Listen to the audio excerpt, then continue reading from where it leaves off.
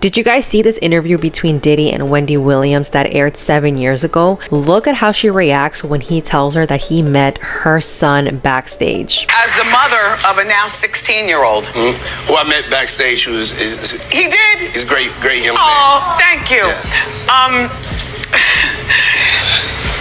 Yeah. You represent a lot to a lot of people in general. I mean, people think that Diddy said this to intimidate her because, I mean, we all know Wendy knew a lot about what was going on in Hollywood. I couldn't believe how much Diddy was lying throughout this entire video. He was actually dating Cassie during this time, and when he was asked about his relationship with her, he made it seem like they had a perfect relationship and that he really loved her. How we miss that classic Wendy energy, but here's the thing, y'all. Wendy wasn't just throwing shade for the sake of it. She was trying to warn us about people like Diddy and Jay-Z way back when. Remember this? Now, I don't know about y'all, but it looks like Miss Wendy Williams might be owed a big apology. She caught so much heat for talking about this stuff, but let's break down everything she said and see how it holds up today. Let's rewind to 2009 when Charlemagne the God was Wendy's radio co-host. Wendy had former bad boy rapper Mark Curry on her show to talk about his book Dancing with the Devil, How Puff Burned the Bad Boys of Hip Hop.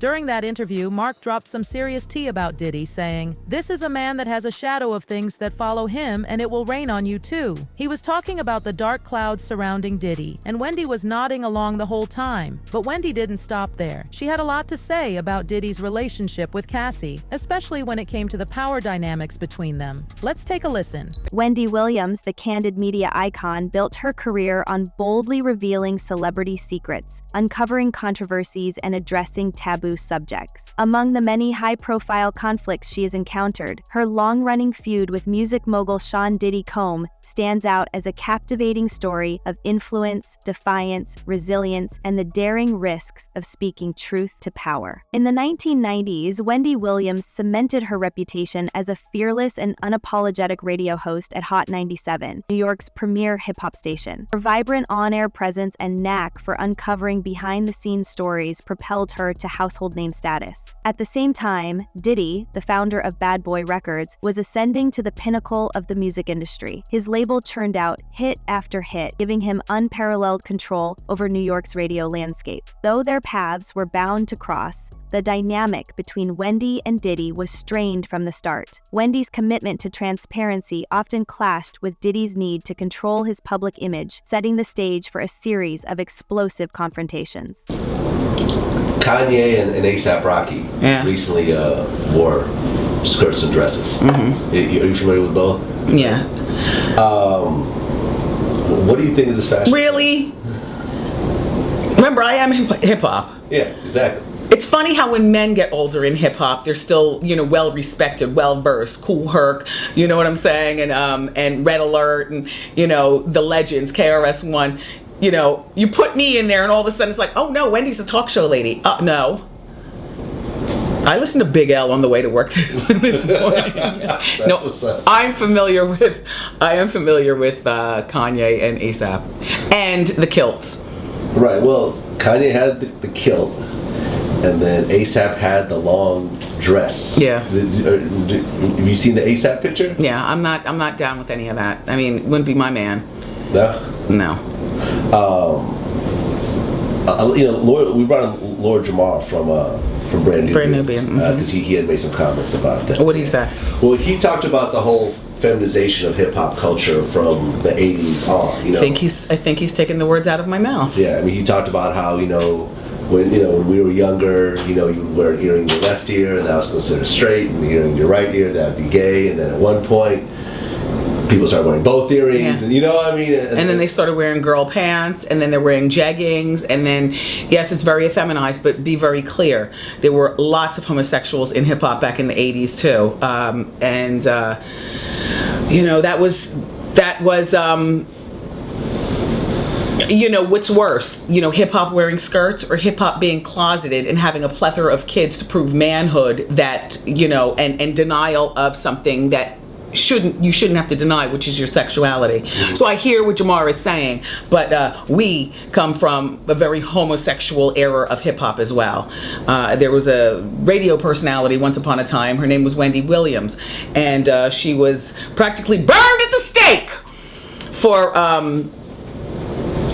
talking about such. And now it's all come full circle.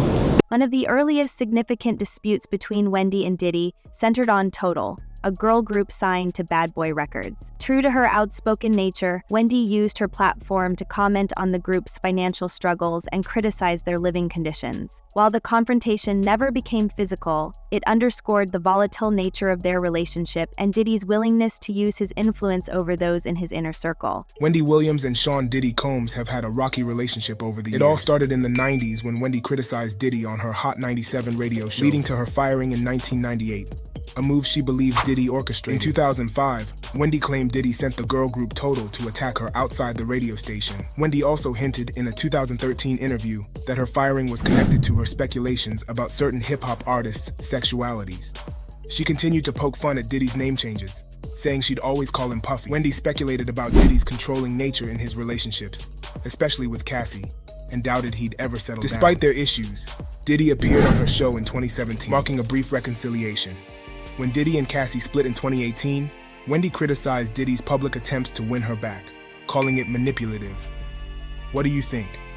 Was she ahead of her time in efforts to expose Diddy? Don't forget to like, comment, and subscribe for more.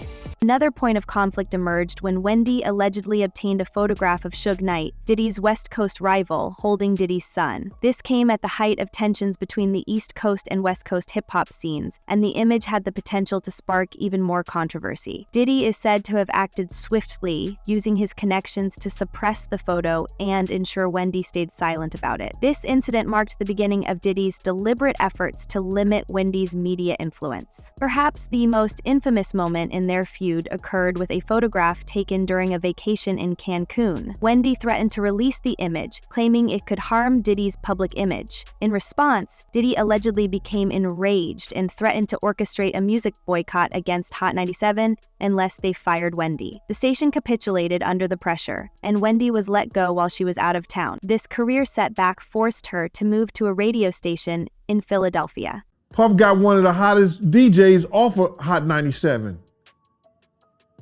because she wanted to put up a picture of him getting his pants pulled down. You understand what I'm saying? Puff had power. Speaking of that, right, I'm happy you brought that up. Kirk Burrows, I did an interview with him some months ago, and he told a story about Wendy Williams. She got fired from Hot 97 because she had a picture of Puffy, and she was saying on air that she was going to reveal the picture. If you don't mind, because he told me the story, but he didn't go into detail. He never told me about what was in the picture. So if you don't mind, give me the story from your point of view, and what was in the picture, because for some reason, he never went into detail about that. We were in Cancun, and we were on our way to the Island of Women. You understand? And this is all it was, bruh. For whatever reason, dude was playing with Puff. He went behind him and grabbed his trunks and pulled them down. When he grabbed his trunk to pull us down, some girls that was taking pictures. They took that picture and emailed it back to Wendy Williams. Wendy Williams said she had him in a compromising position and like it was gay porn or something like that. And she was going to put it out. So they stopped her from putting it out. And they got her fired from Hot 97 because of that. Well, I think that we were in California at the time, and Puff was shooting a layout for either Rolling Stones or what's the other magazine? Rolling Stones, it begins with a B. Billboard, right, thank you. He was shooting a layout for either Rolling Stone or Billboard when he had the white suit on. I was the one who put him in the damn pool. What happened was that Wendy had somehow shown people that email. You hear me? She's shown people that email. Puff told Hot 97 if they didn't get rid of her, You understand? Before he got back in New York, that they was not gonna get any music from any of his friends, any of the record labels executives that was cool with him. Everybody was gonna boycott their station. We was out in LA for about 3 days before we landed back in New York. Wendy Williams was in the radio station in Philly. It was over for her. She was fired. Wendy's commentary on Diddy didn't stop there. She regularly speculated about his personal life, including rumors about his sexuality. These insinuations further deepened the rift between them, with Diddy reportedly taking steps to silence her. Wendy's fearlessness in addressing topics that others avoided made her a trailblazer, but it also put her at significant professional risk. Did you get fired for making fun of Puffy? Yeah, by Hot 97, I had to fight a lawsuit. You know what it all came down to? It came down to gay rappers. That's what it was. Gay rappers and exposing. Once upon a time, there was a girl named Wendy, and she was on the radio talking all this way back in the days. I've been telling you things for years, but you don't want to hear. So, all right, fine. And I don't understand parents who unleash their kids. Oh, it's just a deeply moving story to me because I know all of the story. She knows, and I know she knows, and I know she knows.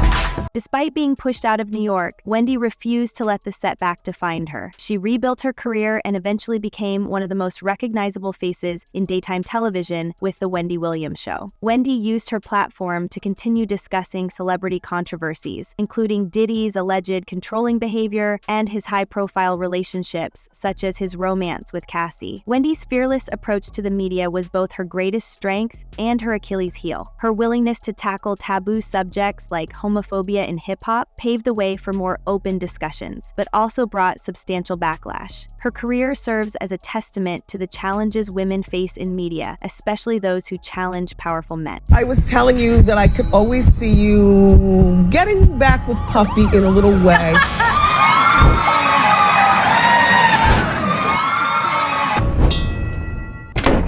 In light of recent allegations against Diddy, including a high-profile lawsuit from his ex-girlfriend Cassie, fans are now revisiting Wendy's earlier critiques, once dismissed as sensationalist gossip. Her warnings about Diddy's behavior now appear prescient. The decades-long feud between Wendy Williams and Sean Diddy Combs stands as a compelling chapter in the history of hip-hop and media. It underscores the intersection of celebrity power and accountability during a transformative era in the entertainment industry. While Diddy's influence shielded him from scrutiny for years, Wendy's persistence ensured that these stories remained in the public conversation. Like Puff, he's used to having people do what he wants, and when they don't, then he's used to seeing them buried under the bus afterwards. Like, think about it. When Puff is done with you, he drops you like Black Rob, who was his rapper person, and now he's in jail. Drops you hard like Aubrey O'Day. Wendy Williams' journey from being silenced to becoming a media powerhouse highlights the challenges of navigating a male-dominated industry. Her conflicts with Diddy show the cost of speaking truth to power, yet they also underscore her resilience and lasting influence. As the entertainment industry continues to grapple with issues of accountability and abuse of power, Wendy's legacy as a fearless truth teller remains more relevant than ever. We'd love to hear your thoughts in the comments below. That's all for now. Don't forget to like, subscribe, and hit the notification bell for more in-depth looks at the stories shaping entertainment. Thanks for watching, and we'll see you in the next one.